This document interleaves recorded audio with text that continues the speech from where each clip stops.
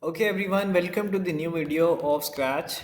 In this video, we are going to see how we can make our own character in the Scratch. We will go to the costumes, and since we don't need this character, we're gonna select this and select the all parts of the cat and then click on the delete. So now we can use different shapes to make like a new character. So I'll make a circle with this, and then I can choose a different color, maybe black color. Okay. Then I can choose a different color for maybe the eyes. Here, maybe another eye.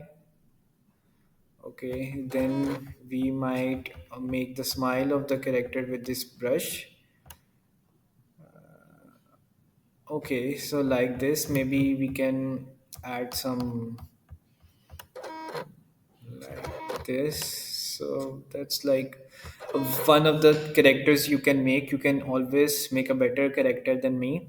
And let's say then we go to the code, and then you will see I will be able to move the character here and there and do the all the coding on this character. So in this way you can make your own character. And yes, that's pretty much it from this video. See you in the next one.